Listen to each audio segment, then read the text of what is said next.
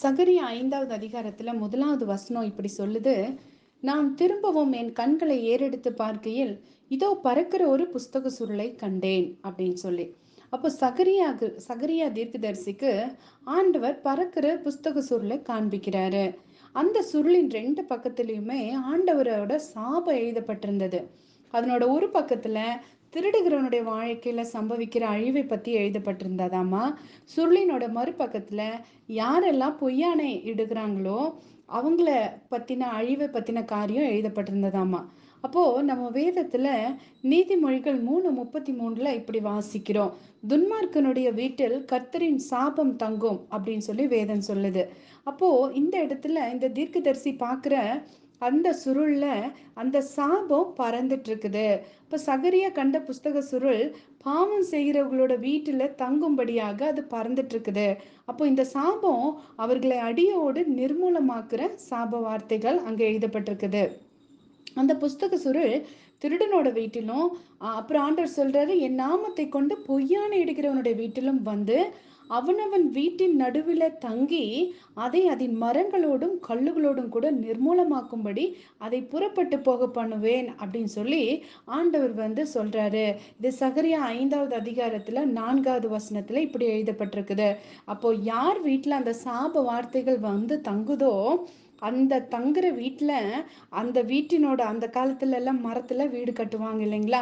கல்லுலயும் மரங்களிலையும் வீடு கட்டுவாங்க. ஆண்டவர் சொல்றாரு, அந்த சாப வார்த்தைகள் அதன் மரங்களோடும் கல்லுகளோடும் கூட அந்த வீட்டை நிர்மூலமாக்கும்படி ஆண்டவர் வந்து அந்த வார்த்தையை நான் புறப்பட்டு போக பண்ணுவேன் அப்படின்னு எழுதப்பட்டிருக்குது.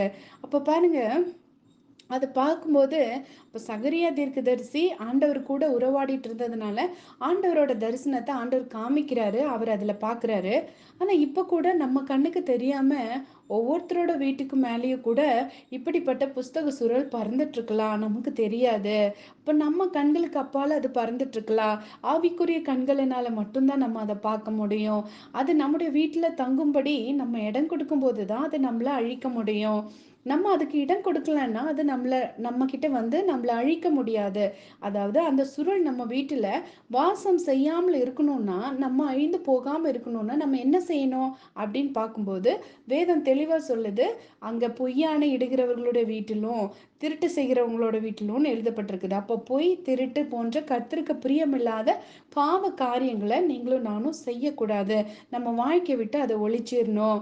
நம்ம நீதிமான்களா வாழணும்னு சொல்லி தான் ஆண்டவர் பிரியப்படுறாரு. இன்னொரு வசனம் வேதத்துல இப்படி எழுதப்பட்டிருக்குது. நீதிமான்களுடைய வாசஸ்தலத்தையோ அவர் ஆசீர்வதிக்கிறார் என்று வேதம் சொல்லுது. இப்போ சகரியா 5வது அதிகாரத்துல அக்கிரமமும் சாபமும் தங்குவதுக்காக இடத்தை தேடி அலைஞ்சிட்டு இருக்குது. அப்ப சாப புஸ்தக சுருளிலும் அக்கிரமம் வந்து மரக்காலுக்குள்ளும் பறந்து வந்து கொண்டிருக்குதாமா அப்படின்னு சொல்லி நம்ம வாசிக்கிறோம். இப்போ மரக்கால் அப்படின்னு சொன்னா நம்ம வந்து படி அப்படின்னு சொல்லி நம்ம வந்து அதை அளவுக்காக நம்ம வச்சிருக்கோம். அந்த மரக்கால், அந்த மரக்கால்ல தான் இது ஒரு படி அரிசி அல்லது 2 படி அரிசி அப்படின்னு சொல்லி நம்ம அந்த அளவுக்காக வச்சிருக்கிற காரியம். அப்போ ஆண்டவரோட வசனம் சொல்லுது, சாப புஸ்தக சுருள்ல வந்துட்டு இருக்குதாமா, அக்கிரமம் வந்து படியில வந்து அது படியில பறந்து வந்துட்டு இருக்குதாமா. அப்ப பாருங்க, அதே போல இன்னைக்கு கூட எந்த வீடு கர்த்தருடைய ஆசீர்வாதத்துக்கு பாத்திரமான வீடு அப்படின்னு சொல்லி பார்த்து அங்க தங்கும்படி ஆசீர்வாதமும் வந்துட்டு இருக்குது.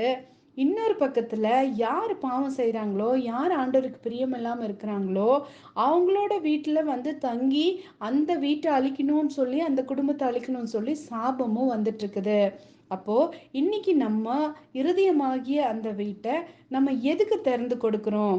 ஒண்ணு நம்ம தெரிஞ்சுக்கணும், ஆசீர்வாதமும் சாபமும் ஒரே இடத்துல தங்கி கிரியை செய்யறதுக்கு வாய்ப்பே இல்லை.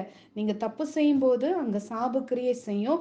நீங்க நல்லவங்களா இருக்கும்போது, நீதிமான்களா இருக்கும்போது நீதிமான்களுடைய வாசஸ்தலத்தை ஆண்டவர் ஆசீர்வதிக்கிறார் அப்படின்னு இருக்குது.